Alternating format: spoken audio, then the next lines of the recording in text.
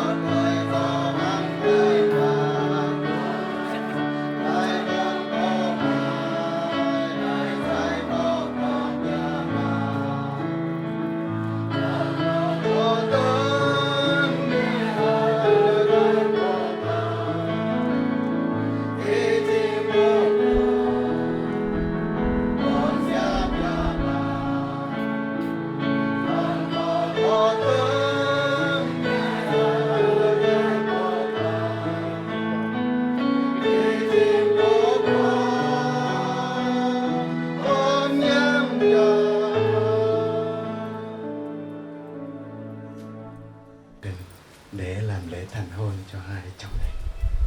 Lạy Chúa, Chúa ban cho con những thời tiết dù là có mưa gió mà con cũng đã định ngày để làm lễ thành hôn này. Xin Chúa ban đến con mọi sự được đẹp ý trong tay vận hành Chúa. Là Chúa xin Chúa ban thêm tất cả mọi chương trình của chúng con đã đặt để Chúa người dẫn dắt để người hướng dẫn cho mọi người đến trước mặt Chúa để thờ phượng Ngài. Chúng ban ơn cho tất cả những người tham gia cùng chương trình, những từ ban nhạc rồi những người ca đoàn để tôn vinh Chúa, và chúng con sẽ cùng nghe lời của Chúa hướng dẫn dạy dỗ mỗi một chúng con, nhất là hai cháu để thành lập hôn nhân để học được lời của Chúa và biết nói theo lời của Chúa và cuộc sống sau này để bước đi theo ý của Chúa được. Tạo tuổi trọ mà phun tộc đi ở đây, có phun tràn tộc đi ở đây. mà bác là đó po khắp to chị cao mano to mà to lục bàn cao cao ra to đi vào đây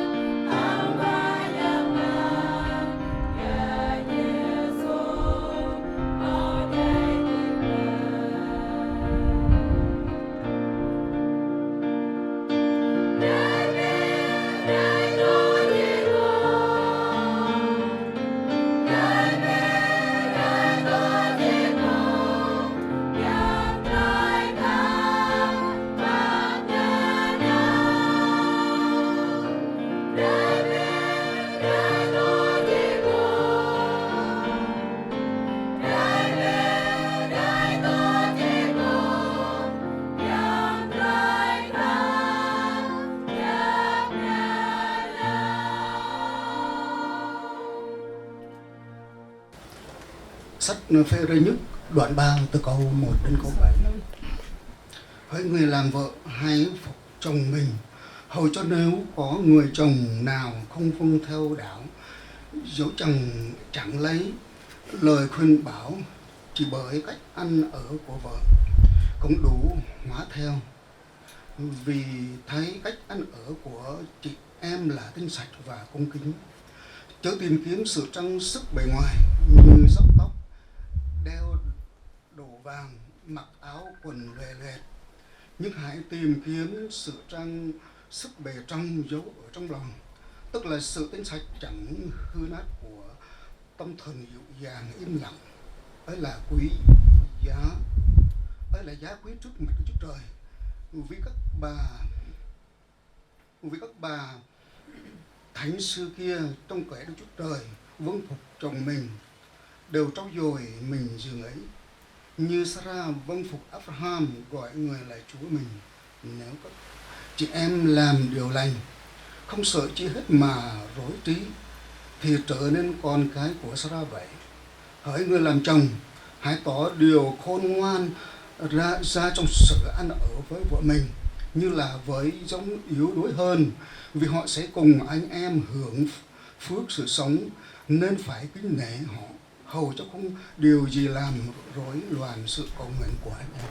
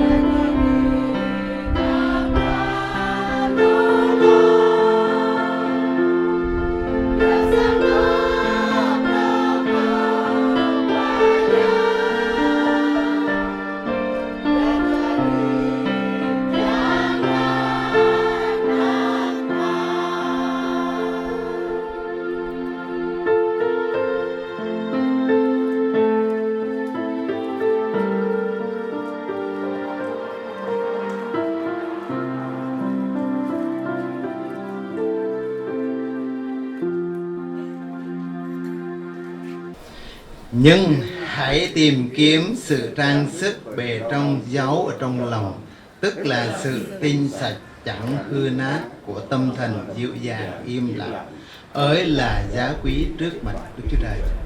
Nhưng hãy tìm kiếm sự trang sức bề trong giấu ở trong lòng, tức là sự tinh sạch chẳng hư nát của tâm thần dịu dàng im lặng, ấy là giá quý trước mặt Đức Chúa Trời.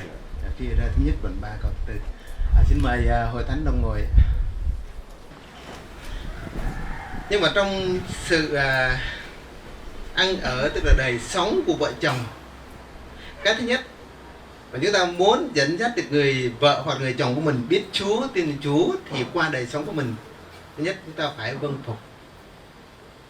Vâng phục về cách ăn ở, vâng phục ở trong cuộc sống của mình. Rồi chúng ta phải ăn ở một cách tinh sạch. Ăn ở một cách tinh sạch ở trong đời sống hàng ngày con người, thì ta mong muốn rằng chúng tôi phải có một đời sống tinh sạch. Nhưng mà bởi tội lỗi, con người rất nhiều sự cám dỗ con người dẫn đến sự sa đọa và tội lỗi.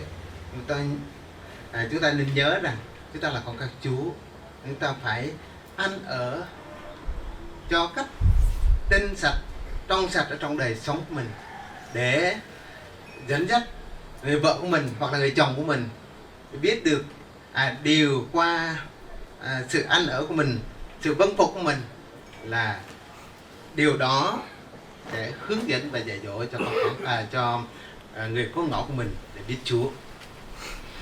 Sáng nay chúng ta cảm tạ Chúa với những lời mà chúng ta được nhắc nhở, được nghe về sứ điệp, về hôn phối, hôn nhân của Chúa đã thiết lập ở trên đất này. Hôn nhân đó là sự thiết lập của Đức Chúa Trời ba ngôi để đem đến sự hạnh phúc cho loài người của chúng ta trên đất này. Hôm nay chúng ta thật vui mừng cảm tạ ơn Chúa vì được tất cả mọi điều của chúng ta nhận được. Kính thưa quý hội thánh và hai họ, chúng ta đang nhóm lại tại đây để trước sự hiện diện của Đức Chúa Trời ba ngôi để kết hợp là cậu Dung và cô Trương Thị Bích Hờ Lan ở trong sự hôn nhân thánh khiết. Vợ chồng đó là sự kết hợp cao quý của đấng tạo hóa để dạy cho chúng ta một sự liên hiệp mầu nhiệm giữa đấng Christ và hội thánh của Ngài. Vì vậy, hôn nhân là giao ước trọn đời giữa hai vợ chồng. Họ sẽ cam kết với nhau, sẽ sống với nhau ở trong sự thánh khiết, ở trong sự hiện diện của chính Chúa. Họ sẽ trọn đời yêu mến, thương nhau và chung thủy với nhau, đúng như điều mà chúng ta đã học theo lời Chúa dạy ở trong Kinh Thánh. Với sự đồng ý của cha mẹ đôi bên, do sự cho phép của quản nhiệm và ban chấp sự của chi hội của hội thánh, hôn lễ của cậu Dung và cô Trương Thị Bích Hờ Lan sẽ được cử hành trong giờ này. Về mặt pháp lý, cậu cô đã có giấy chứng nhận kết hôn ở số 108 do bà Sử Thị Thu Hòa, Phó Chủ tịch phường Yên Thế, cấp ngày 16 tháng 7 năm 2024 tại Ủy ban Nhân dân phường Yên Thế, thành phố Pleiku, tỉnh Gia Lai. Với tư cách là mục sư, tôi sẽ cử hành lễ cho cậu cô theo nghi thức của Hội Thánh Tin Lành Việt Nam miền Nam. Thì giờ này xin mời cậu cô cùng đứng lên. Tôi xin trân trọng giới thiệu với hội thánh chú hôn ở bên nhà trai trong thời gian này. Xin kính mời ba mẹ của cậu Dung cùng đứng lên ạ. Trân trọng giới thiệu với toàn thể hội thánh. Đây là ông bà Nick và Alex, là cha mẹ của cậu Dung, đã bằng lòng cưới cô Trương Thị Bích Hờ Lan cho cậu con trai của mình. Và hôm nay là có sự hiện diện của quý vị tại đây, đó là sự vinh hạnh, niềm vui của gia đình cũng như cho toàn thể hội thánh chúng ta được biết. Xin kính mời ông bà được đồng hành. Tôi cũng xin được giới thiệu bên chủ hôn của nhà gái. Xin trân trọng kính mời ba mẹ của cô dâu Trương Thị Bích Hờ Lan. Xin phép được giới thiệu với toàn thể hội thánh. Đây là ông bà Trương Hữu Quyền và Cờ So Nun, là cha mẹ của cô Trương Thị Bích Hờ Lan. đã bằng lòng gả con gái của mình cho cậu Dung, và sự hiện diện của quý vị sẽ làm thêm cho buổi lễ càng trang trọng và đem lại niềm vui và sự phước hạnh cho gia đình của mình. Cảm ơn sự có mặt của ba mẹ cũng là chủ hôn của gia đình đàn gái. Xin kính mời ông bà đồng ngồi. Thì giờ này là thời giờ quan trọng, chúng ta sẽ có chứng kiến cũng như làm chứng cho những điều mà họ sẽ hứa nguyện với nhau, cả cô dâu và chú rể trong thời giờ này, trong sự hiện diện của Đức Chúa Trời, của hội thánh cũng như quan viên hai họ chúng ta tại đây. Tôi xin phép được hỏi chú rể trước. Xin mời mic đâu rồi? Xin mượn mic cho cô chú rể mượn mic. Hỏi cậu Dung, trước sự hiện diện của Đức Chúa Trời, ba ngôi và hội thánh cũng như quan viên hai họ chúng ta đang chứng kiến tại đây, có phải cậu đã quyết định vui nhận cô Trương Thị Bích Hờ Lan làm vợ để đôi bạn sẽ sống theo mạng lệnh của Đức Chúa Trời mà ăn ở trọn tình vẽ nghĩa vợ chồng trong sự thánh khiết chăng? Cậu có hứa điều đó không? Dạ hứa. Thứ hai, tôi xin phép được hỏi tiếp, có phải cậu đã hứa rằng dù gặp cảnh thuận hay nghịch, giàu hay nghèo, lành mạnh hay đau yếu, cậu vẫn sẽ yêu thương, an ủi và săn sóc cô Trương Thị Bích Hờ Lan, tránh mọi sự cám dỗ, ăn ở trọn tình vẽ nghĩa với vợ của mình cho đến trọn đời không? Cậu có hứa điều đó chăng? Dạ hứa. Cầu xin Đức Chúa Trời sẽ giúp cho cậu giữ vẹn những lời hứa nguyện này. Tiếp theo tôi sẽ xin hỏi cô dâu Trương Thị Bích Hờ Lan. Mời chuyển mic giùm. Hỏi cô Trương Thị Bích Hờ Lan, trước sự hiện diện của Đức Chúa Trời và hội thánh cùng hai họ đang chứng kiến tại đây, tôi xin phép được hỏi, có phải cô có quyết định và đã quyết định điều đó sẽ vui nhận cậu Dung làm chồng của mình chăng? Cô có hứa điều đó không? Dạ hứa. Có phải cô hứa rằng sẽ vâng theo mạng lệnh của Chúa để có một đời sống gia đình một cách thánh khiết, cho dù gặp cảnh thuận hay nghịch, giàu hay nghèo, mạnh khỏe hay đau yếu, cô vẫn một lòng yêu mến cậu Dung, vui vẻ làm người an ủi, giúp đỡ, săn sóc và một lòng sẽ ăn ở trọn tình vẽ nghĩa với chồng của mình cho đến trọn đời chàng? Cô có hứa điều đó chăng? Dạ hứa. Nguyện xin Đức Chúa Trời sẽ giúp cô giữ vẹn những lời hứa nguyện này. Để xác nhận cho lời hứa là một giao ước vợ chồng của mình, cô có kỷ vật gì để làm bằng chứng không ạ? Kính thưa quý hội thánh, ở trên tay tôi đó là hai chiếc nhẫn.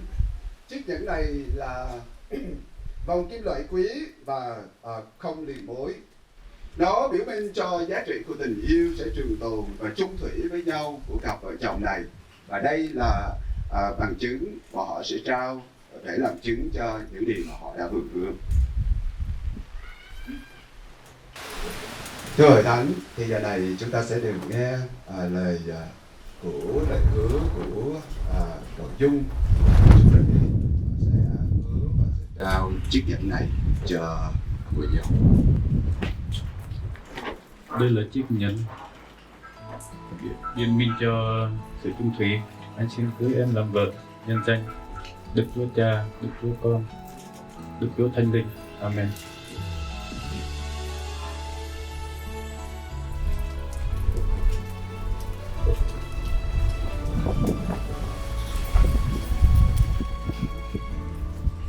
Ngày trôi dần mau khi em đã có ai, em đã ước mình được làm vô sao. Đây là chiếc nhẫn tượng trưng cho tình yêu chung thủy. Em nhận anh làm chồng, nhân danh Đức Chúa Cha, Đức Chúa Con và Đức Thánh Linh. Amen.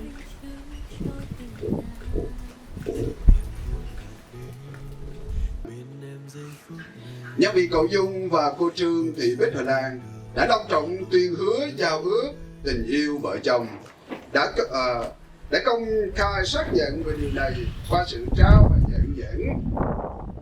Sáng hôm nay, trong sự hiện diện của Đức Chúa Trời và hội thánh cùng hai họ đã làm chứng, Nên tôi đã cậy quyền của Hội Thánh Đức Chúa Trời đã ủy thác cho tôi và tuyên bố rằng cậu Dung và cô Trương Thị Bích Hà Lan đã nên vợ chồng nhân danh Đức Cha, Đức Chúa Con và Đức Thánh Linh. Amen. Vậy là người không nên phân rẽ những gì mà Đức Chúa Trời đã phối hiệp. Đó là lời nhắc nhở cho cậu cô cũng như là toàn thể Hội Thánh chúng ta được biết để mà cầu nguyện cho gia đình mới này. Từng ngày trôi dần mau khi em đã có ai, em đã ước mình được làm cô dâu. Hằng đêm em luôn nguyện cầu được yêu anh suốt đời. Xin Giêsu Chúa minh chứng cho tình ta. Giờ thiêng liêng đã đến bên em giây phút này, bước giữa thanh đường hòa lòng nơi đây. Hẹn rằng bên nhau trọn đời, chia nhau buồn vui từ nay về sau mãi mãi. Xin Cha giúp chúng con thuận phục nhau luôn luôn và luôn yêu thương không sao dài. Dù bao gian khó gió mưa, tình sẽ không phai tan vì có Giêsu hằng ở bên. Xin Cha giúp chúng con thuận phục nhau luôn luôn và luôn yêu thương không sao dài. Dù bao gian khó gió mưa, tình sẽ không phai tan vì có Giêsu hằng ở bên. Dù bao gian khó gió mưa, tình sẽ không phai tan vì có Giêsu.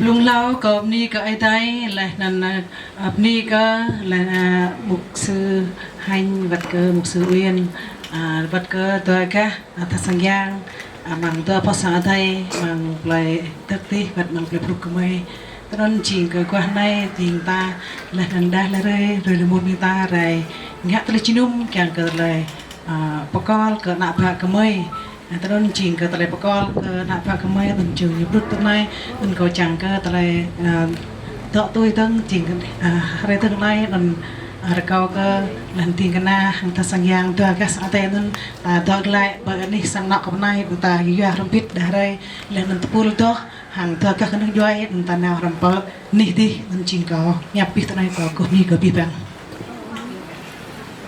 Có mà mày có năm đời người Rê năng ít vũ ở nhằm pháp Rê là ít về lăng mà chỉ trúc Rê là ít nhằm trúc ở người nặng Đang răng của cứ là ít nhằm mà để đi Rê mây của quả được mà này Áp rê là sọt mày mỏ ngã Ta hăng mày mỏ áp rê nâng ngã sọt của mày Nằm ước mày bằng lời tử ốc Sơ mắc lại mày mù cổ thật bài Doa ơi thế ta tao lần giang lại một lời an giang do ý chân mừng đừng đặt lòng lúc có lời đi nào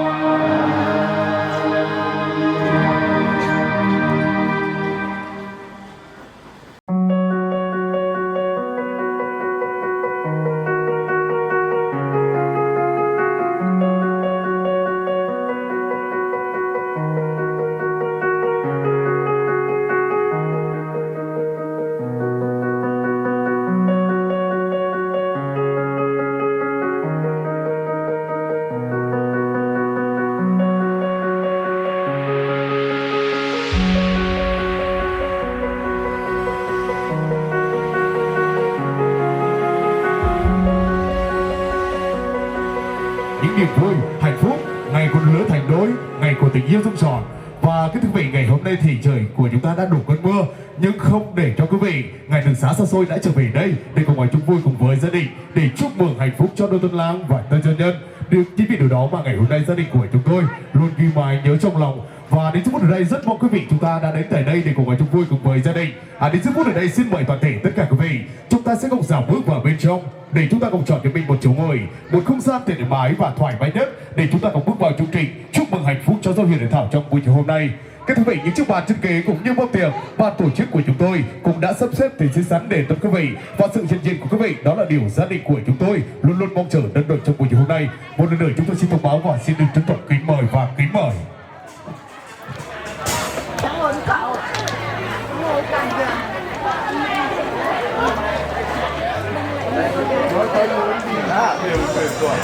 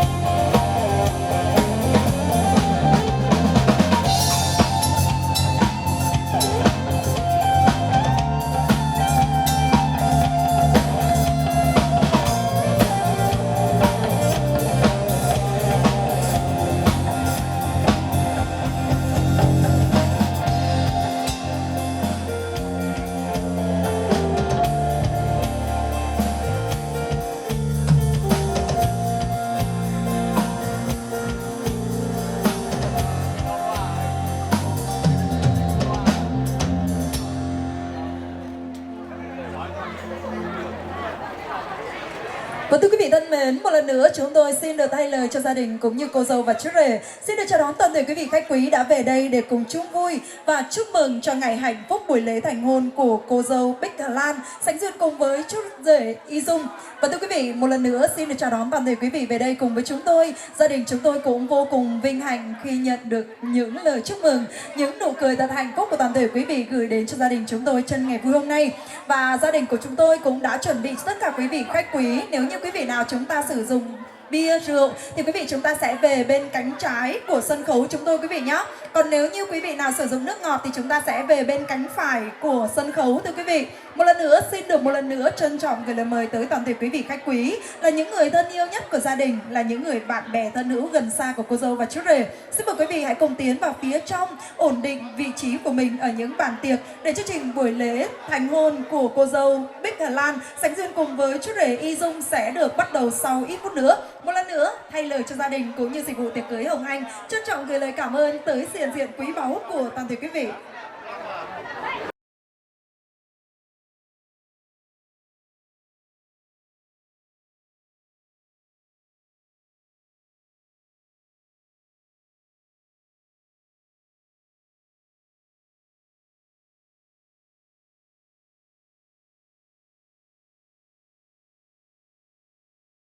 Chú rể của chúng ta cũng đang làm bên nghệ thuật và rất là nhiều anh chị em của chúng ta cũng đã trở về đây để cùng chúc mừng hạnh phúc cho ngày hạnh phúc của bạn. Và ngày hôm nay để hòa nhịp bước chân của quý vị thay cho những lời màn hòa tấu của anh em ban nhạc, sau đây chúng ta sẽ cùng thưởng thức giọng ca của ca sĩ Y Dương sẽ cùng chào đón toàn thể tất cả quý vị cũng như để chúc mừng trăm năm hạnh phúc cho Tiêu Huyền Trân Thảo trong buổi chiều hôm nay.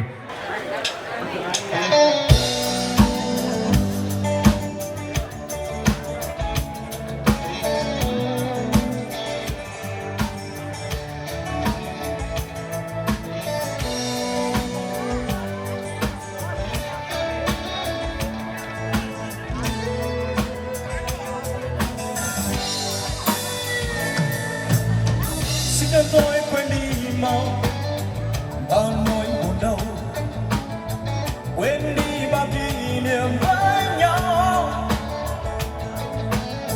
Xin cho tôi được yên bình, xin cha bóng hình em đừng đến nữa. Dù tôi vẫn biết rằng lòng ta không bao giờ đến đây, nói rằng mong sao sẽ mãi mãi sống trong tình yêu. Xin em đừng đi. Mai đây và mai sau ta sẽ mãi mãi không rời nhau. Người yêu ơi, ta sẽ yêu nhau suốt đời.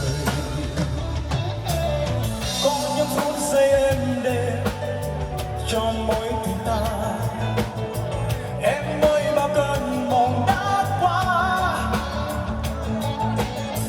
Có những đớn đau âm thầm khi em muốn lìa xa ngày tháng cũ. Người ơi hãy quay về, lòng tôi vẫn đêm ngày chờ mong. Mai đây mong sao ta sẽ mãi mãi sống trong tình yêu. Xin em đừng đi. Mai đây mai sau ta sẽ mãi mãi không rời nhau. Người yêu ơi, ta sẽ yêu nhau suốt đời. Chỉ có những bước đến chân trời, hình bóng ấy có mãi trong đời, và mãi cuốn quyết không xa rời. Ôi người yêu ơi, chỉ có những bước đến trong đời, người hãy nhớ nhé cho một lời hứa suốt kiếp sẽ không ngời.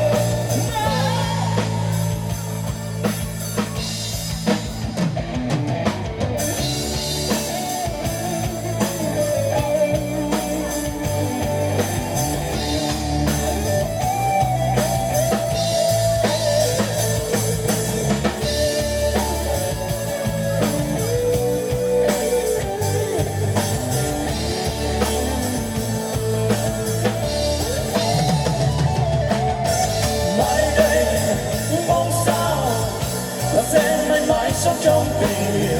Xin em đừng đi, và đừng đi. Mai đây mai sau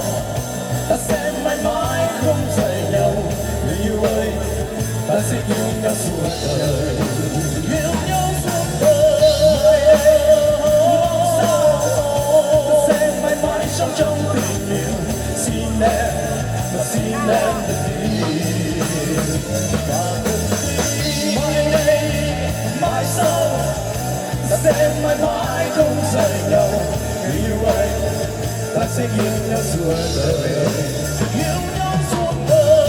Mai đây, mai sau, ta sẽ mãi mãi sống trong tình yêu. Xin em đừng đi. Và đừng đi. Mai đây, mai sau, ta sẽ mãi mãi không rời nhau. Người yêu ơi, ta sẽ yêu nhau suốt đời. Yêu nhau suốt đời. Ta sẽ yêu nhau suốt đời. Người yêu ơi, ta sẽ yêu nhau suốt đời.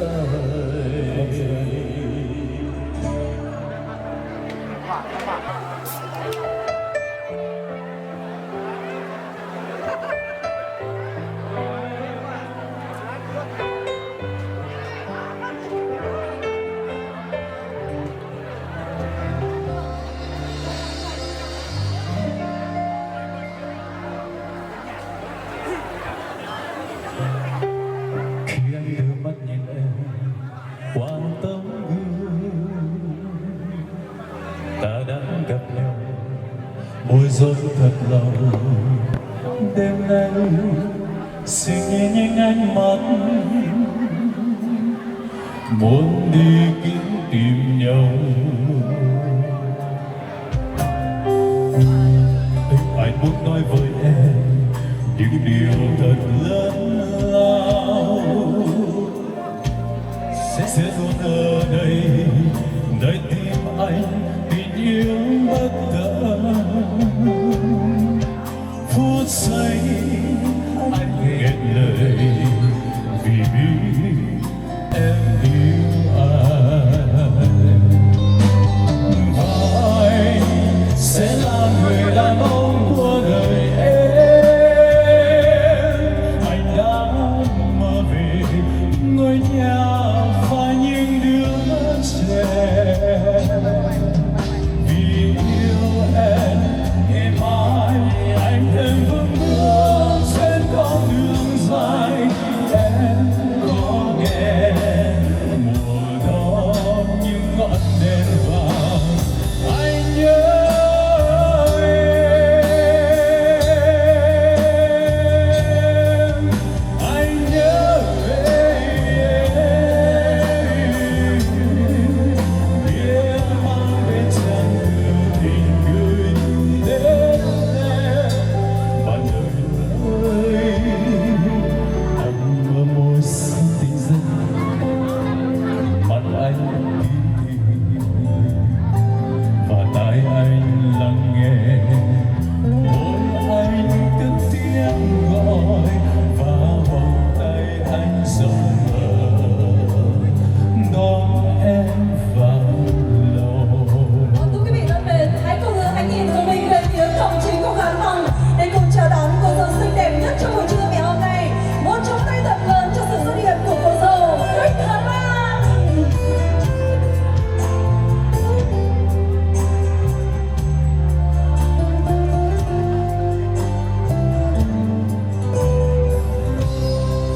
Anh muốn nói với em những điều thật lớn lao. Sẽ luôn ở đây nơi tim anh tình yêu bất tận. Phút giây anh nghẹn lời vì biết em yêu anh. Và anh sẽ là người đàn ông của đời em. Anh đã mơ về ngôi nhà và những đứa trẻ. Vì yêu em ngày mai anh thêm vững bước trên con đường dài. Em có nghe mùa đó những ngọn đèn vàng. Anh nhớ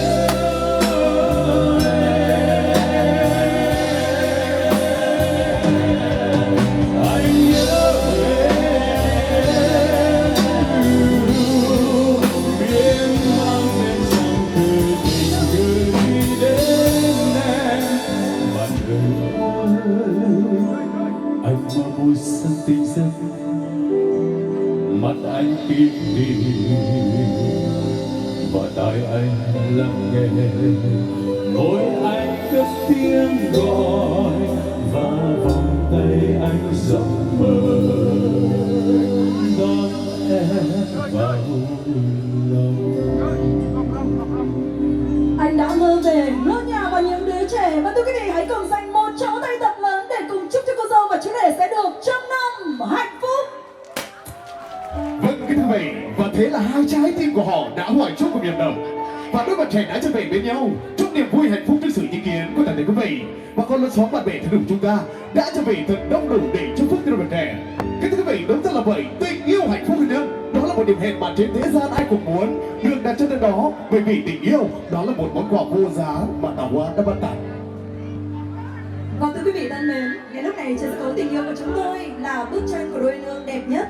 Và để có những gì tốt đẹp nhất, hạnh phúc nhất như chúng ta đã vừa chúc mừng họ, anh Nhi nha, thì cô dâu và chú rể chắc hẳn rồi sẽ không thể nào quên được công ơn trời biển của những bậc làm cha, làm mẹ, là những đấng sinh thành đã nuôi dưỡng tác hợp để cho cô dâu và chú rể của chúng tôi có được hạnh phúc trọng đại như ngày hôm nay. Đến đây cùng với Y Thuật xin được đỡ lời cho cô dâu và chú rể trân trọng kính mời cha mẹ hai bên sẽ cùng tiến về với trung tâm của sân khấu để cùng ra mắt toàn thể quý vị khách quý cũng như chung vui niềm vui với hai con. Xin được trân trọng kính mời. Và thưa quý vị thân mến, ngay lúc này về phía đại diện họ nhà gái của chúng tôi vinh dự được chào đón sự hiện diện của ông Trương Hữu Quyền và bà Cửa Sao Hần Nun là song thân của cô dâu xinh đẹp Bích Hà Lan. Vâng, cái thủa tiệc cưới và bên họ nhà trai của chúng ta, tôi xin phép rất thịnh cũng như xin được trân trọng kính mời ông Bích và bà Lách là song thân phụ mẫu của chú rể. Và thưa quý vị thân mến, đây là những người đã sinh thành và dưỡng dục, là những người đầu tiên thấy nụ cười của cô dâu và chú rể của chúng ta. Và ngay lúc này xin quý vị chúng ta cùng dành một tràng pháo tay thật lớn để cùng chào đón siêu diện đến từ hai bên gia đình. Và thưa quý vị, ngày hôm nay là ngày vui trọng đại của hai bên gia đình. Cùng với đó là ngày hạnh phúc của Y Dương và Bích Hà Lan. Và trong lúc từ đó cùng như thế này quý vị, chúng ta đang có mặt trong buổi chiều hôm nay. Có gì gì sơ sót, rất mong quý vị chúng ta hãy biết tình thương dành cho gia đình cũng như cô dâu và chú rể chúng ta để tình bó con cho. Và cái buổi tiệc cưới chúc cho bạn mến và để đáp lại những tình cảm mà quý vị đã dành cho hai bên gia đình ngày hôm nay, chúng ta sẽ cùng lắng nghe những lời phát biểu của gia đình sẽ gửi đến cho hội trường của chúng ta. Và thưa quý vị thân mến, đến đây cùng với Y Thuật xin được trân trọng kính mời ông Đặng Đức Long là bác của cô dâu và chú rể sẽ cùng tiến về sân khấu có đôi lời phát biểu, chia sẻ, gửi lời cảm ơn tới sự hiện diện quý báu của toàn thể quý vị. Xin trân trọng kính mời.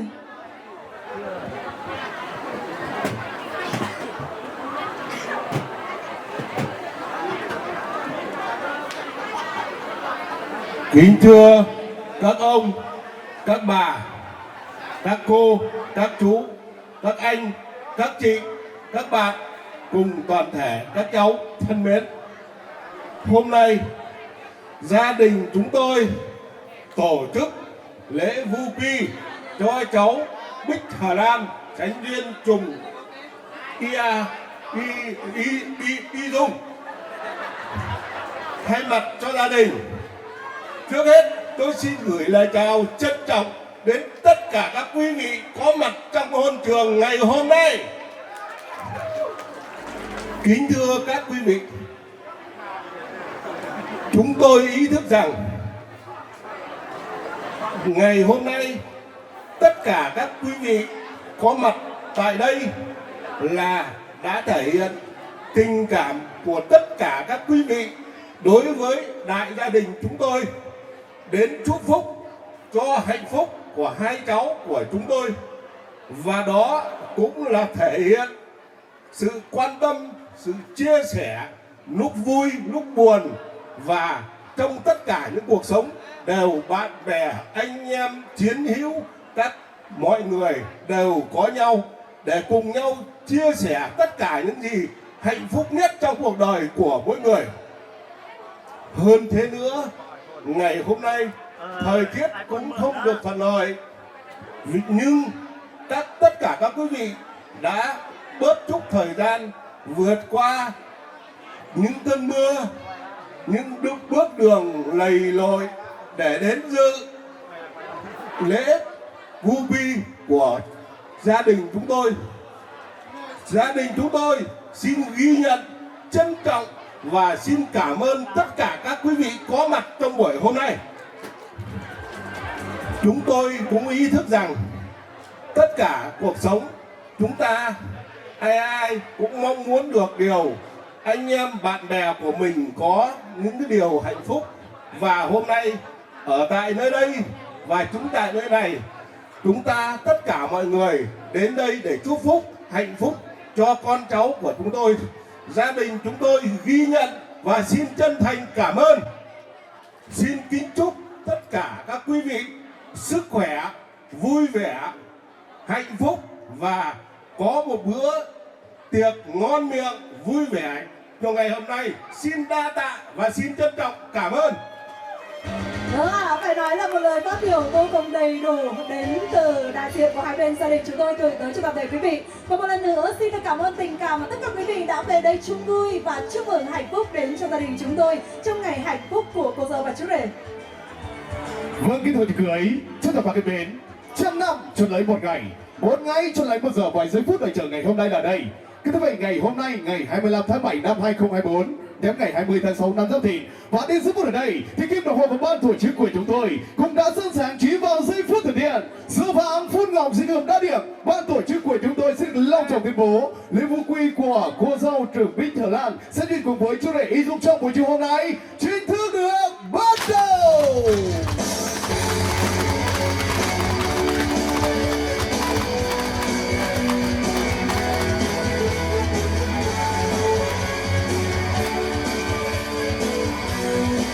Và thưa quý vị thân mến, sân khấu của dịch vụ tiệc cưới Hồng Anh của chúng tôi đang sáng lung linh một lần nữa tô điểm thêm niềm hạnh phúc của hai bên gia đình khi ngày hôm nay đã đón tên Dâu Hiền và Rể Thảo và một tình yêu thật đẹp của cô dâu và chú rể. Thưa quý vị,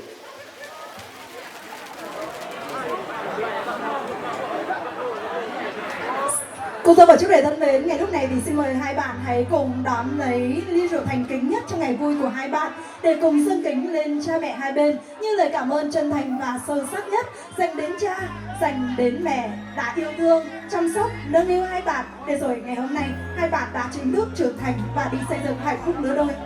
Xin mời chú rể ạ, hãy dâng rượu lên cho cha, còn cô dâu hãy dâng rượu lên cho mẹ ạ. Kính thưa quý vị, chúng ta là người, chúng ta đừng quên đáp lại những công ân chân thành dưỡng dục của cha và mẹ của chúng ta. Và quý vị, Việt Nam của chúng ta cũng có câu ca dao: công cha như núi Thái Sơn, nghĩa mẹ như nước trong nguồn chảy ra. Chúng ta là người đừng quên công cha nghĩa mẹ. Đôi ta trưởng thành nhờ ai mới có thì mới sinh thành nên duyên chồng vợ sinh thành ý ơn. Và xin thay lời cho toàn thể tất cả quý vị chúng ta là các bạn chọn buổi chiều hôm nay, xin chúc cho họ nhà trai của chúng ta từ nay đã có nàng dâu hiền dâu đẹp trong gia đình, và xin chúc mừng cho bên họ nhà gái của chúng ta từ nay đã có chàng rể hiền rể thảo trong gia đình. Xin chúc mừng. Và thưa quý vị thân mến, ngay khoảnh khắc này, ly rượu này cũng là một lời hứa của cô dâu và chú rể. Chúng con xin hứa với cha mẹ sẽ yêu thương nhau thật hạnh phúc để cha mẹ được vui lòng. Chú rể quay trở về với trung tâm của sân khấu tình yêu nào. Còn cha mẹ hai bên, chúng ta hãy cùng tiến về phía trước một bước để cùng với nhau cùng ly kết tình thông gia trong ngày vui hôm nay. Và quý vị ơi, ly của quý vị đang ở đâu rồi ạ? Có thể nâng ly của mình lên thật cao được không ạ? Hãy cùng chúc cho hai bên gia đình của chúng tôi ngày hôm nay đã chính thức có thêm dâu hiền và rể thảo. Chúng ta cùng đếm nào. 1, 2, 3. Xin chúc mừng cho bên gia đình của chúng ta. Từ đây đã là một nhà, xin chúc mừng. Vâng ạ, xin mời hai bên gia đình thông gia chúng ta hãy cùng bắt tay nhau để kết chặt tình thông gia trong ngày hạnh phúc hôm nay. Và ngày lúc này thì Viễn Lên cũng xin được mời các cô các chú ạ, chúng ta sẽ cùng trở về với bàn danh dự để cùng đón nhận những lời chúc mừng thật ý nghĩa đến từ quan viên hai họ cùng toàn thể quý vị khách quý trong ngày vui hôm nay. Xin mời. Rồi, chú rể dông thân mến, từ từ cô dâu ơi, đi đâu đấy ạ? Ôi trời ơi, phải theo sự chỉ đạo của ban tổ chức chứ ạ. Xin mời chú rể nắm tay cô dâu của chúng tôi một cái được không ạ? Ngày hôm nay xin chúc mừng bạn nhá. Bạn đã có một cô dâu vô cùng xinh đẹp và chúng tôi cũng rất là ngưỡng mộ tình yêu của hai bạn. Và bây giờ thì mình rất là muốn rằng là chú rể hãy khoe đôi bàn tay, đan đôi bàn tay với nhau được không ạ? Bây giờ thì nhiệm vụ của bạn quan trọng lắm nhá. Khoảnh khắc này bạn sẽ là bờ vai thật vững chắc để cô dâu của chúng tôi dựa vào. Bàn tay này sẽ đưa cô ấy đi khắp mọi nơi, đến những nơi đẹp nhất, hạnh phúc nhất nhá. Và chú rể, bạn hãy cùng đưa cô ấy tiến về với chiếc cây của ban tổ chức để cùng nhau thực hiện nghi thức tưới cây cho ngày hôm nay. Xin mời. Bằng những cái ly một hình trái tim thì ngày hôm nay thì Dung và Bích Lan của chúng ta sẽ cùng nhau tưới cây. Và thưa quý vị, công tác và chủ đề của chúng ta và cặp đôi này đã tưới cây, tưới để cho cây ra hoa, tưới cho hoa ra trái. Kính thưa quý vị, 10 năm trồng cây, 100 năm trồng người. Vâng, kính thưa quý vị, và trong lời Kinh Thánh cũng đã nói, ông Abraham và bà Rachel đã sinh con như rất là nhiều cá trên biển, cũng như rất là nhiều ngôi sao. Đó tượng trưng cho tình yêu của Isaac và Bình Lan của chúng ta sẽ cùng nhau sinh đôi nở nở để có một tương lai hạnh phúc. Và quý vị, nếu em là con thuyền, anh sẽ lên bên đời. Dù năm tháng mỏi mòn anh vẫn chờ trông. Và nếu em là bông hồng, anh sẽ là hạt sương mai để được ấp ủ bên nhau trong những đêm lạnh giá. Em là con thuyền giữa mênh mông biển cả, anh sẽ là ngọn hải đang chỉ lối đưa đường. Dẫu phong ba, bao táp muôn phương, anh sẽ cùng em trên con đường bao tố. Và dẫu mai này cuộc đời sương khổ, vẫn yêu em, biết em trọn cả cuộc đời. Ngày vui nhất đời anh, ngày vui nhất đời em. Trong chiếc thiệp xinh xinh có tên hai đứa mình, ngàn lời chúc bình an, đôi bàn tay siết chặt, hai chiếc nhẫn kết lại, minh chứng cho ngày vui nhất.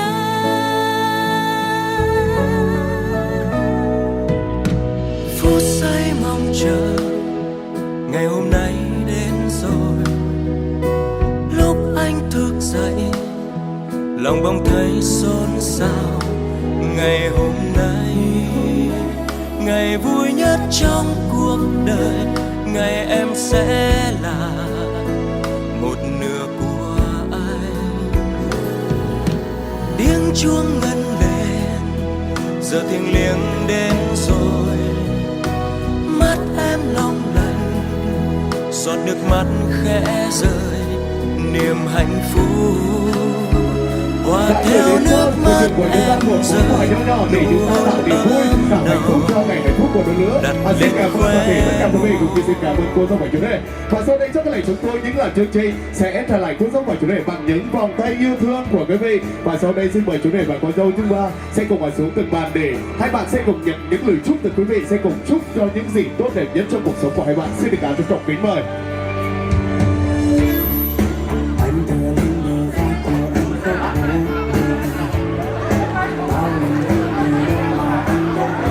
Vâng ạ, y thuật của chúng ta vừa mang đến cho tất cả quý vị với một màn phải nói rằng là tất cả những người ở phía dưới, những ai mà đang yêu nhau thì chúng ta ngắm nhìn sẽ cảm thấy rất là hạnh phúc, đúng không ạ? Còn những ai mà chưa có đôi có cặp thì sẽ hơi tiếc một chút xíu, vì ngày hôm nay cô dâu và chú rể của chúng tôi đẹp vô cùng, đúng quý vị. Và một lần nữa xin được thay lời cho dịch vụ tiệc cưới Hồng Anh trân trọng gửi lời cảm ơn tới xiển diện quý báu của toàn thể quý vị đã về đây chung vui và chúc mừng hạnh phúc đến cho đôi nương. Và Mến Lê cùng với y thuật xin được chúc cho cô dâu và chú rể của chúng ta sẽ được trăm năm hạnh phúc, và chúc tất cả quý vị khách quý sẽ có một bữa trưa thật vui vẻ và ngon miệng cùng với dịch vụ tiệc cưới Hồng Anh của chúng tôi. Một lần nữa xin cảm ơn quý vị rất nhiều.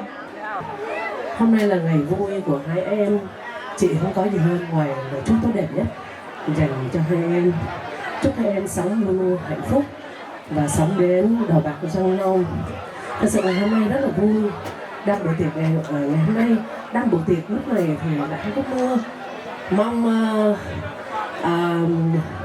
Chúa ban bình an cho gia đình của em, gia đình của tất cả mọi người ở đây. Và sau đây Hồng Anh xin hát tặng là một bài hát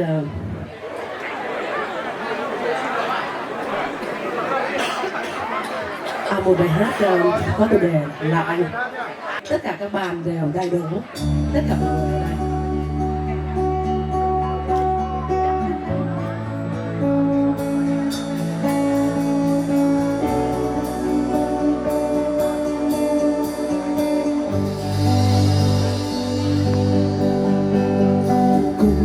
Mai sau đặt được ước muốn lớn nhất, bàn tay đưa ra tự là đang sớm lấp lánh để không gian bao la thuộc về cho riêng hai ta. Chợt hiểu trăm năm nở hoa biết bao giấc mơ ngọt ngào đã từng có xuyên qua đêm vòng khói đã ướt đẫm. Chợt anh như hè qua một tràn nắng giữa mơ mang. Dù hay ta ra đi và dù hay ta ra đi vẫn còn đầy bóng dáng ngày ấy. Một điều xa xưa ta thêm qua giấc cùng đi ngàn năm phía sau mình vẫn có nhau.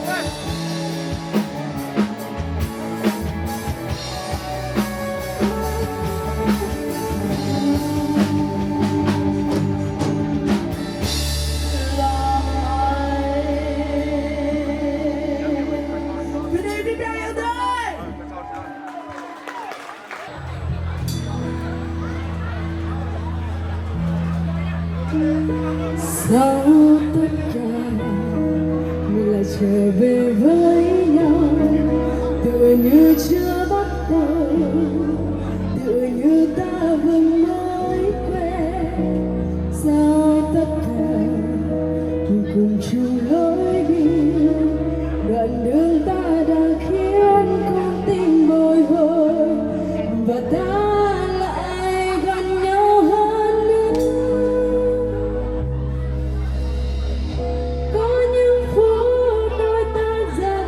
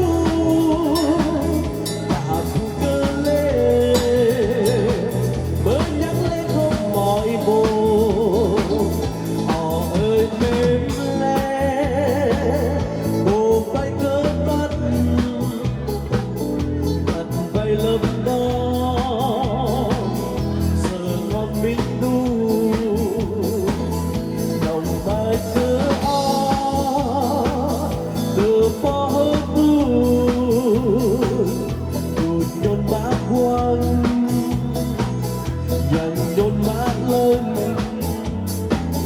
hồ là nhôn đâu lút lại bên đu ta thu cơ lên mới nhắc lấy con mỏi bồ.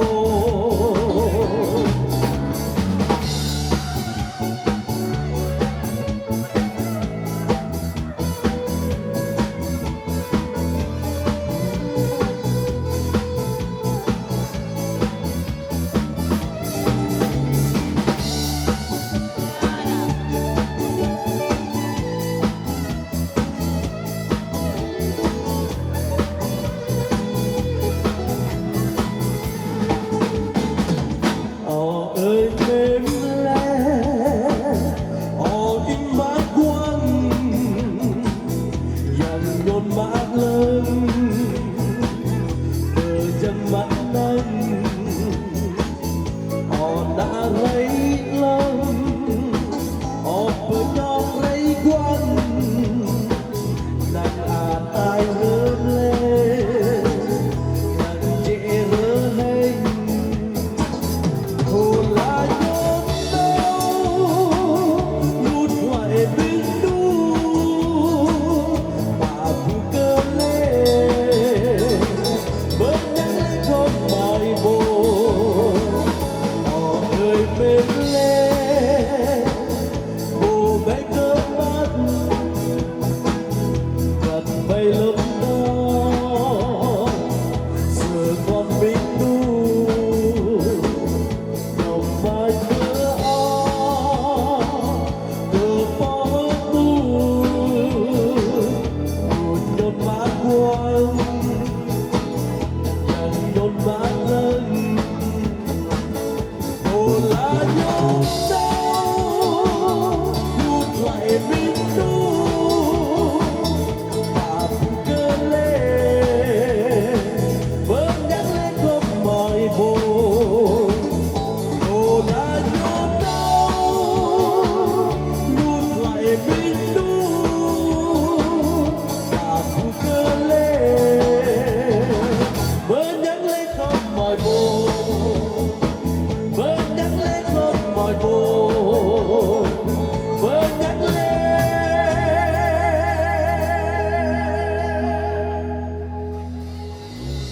con mỏi bồ.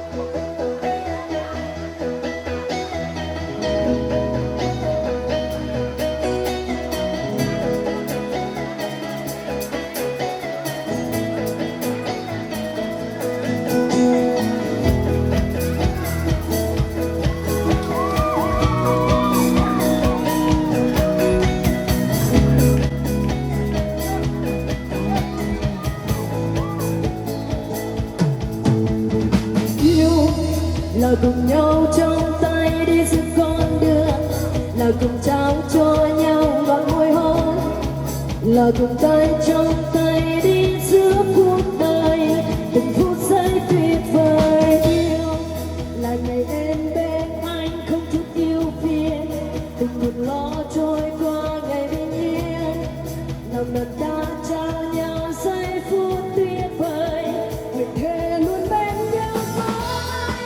Dù thời gian trôi qua vẫn luôn bên người, dù thời gian trôi qua ta vẫn không cách rời bên nhau suốt đời.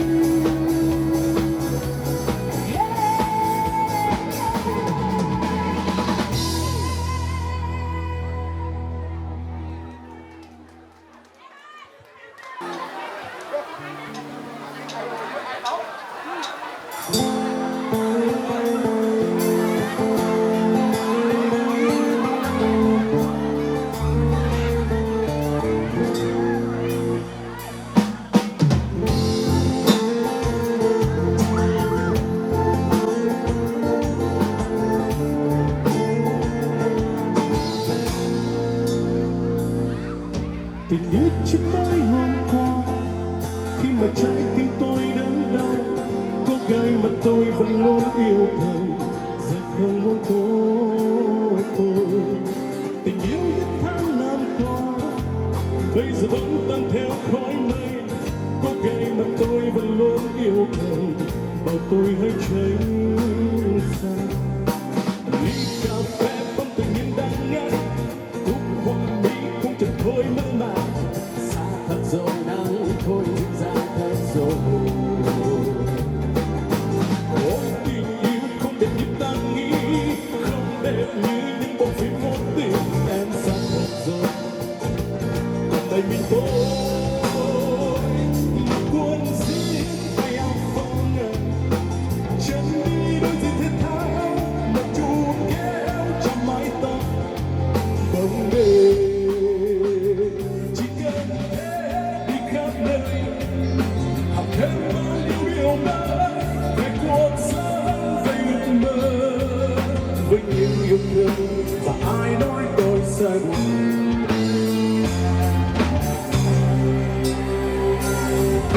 Tình yêu chiếc tối hôm qua khi mà trái tim tôi đớn đau, cô gái mà tôi vẫn luôn yêu thương giờ không muốn có tôi. Tình yêu của tháng năm qua bây giờ vẫn tan theo khói mây, cô gái mà tôi vẫn luôn yêu thương bảo tôi hãy tránh xa. Ly cà phê bóng tình yêu đang ngắt, khúc hoa mỹ cũng chẳng thôi mơ màng. Xa thật rồi nắng thôi dịu dàng thật rồi. Ôi tình yêu không đẹp như ta nghĩ,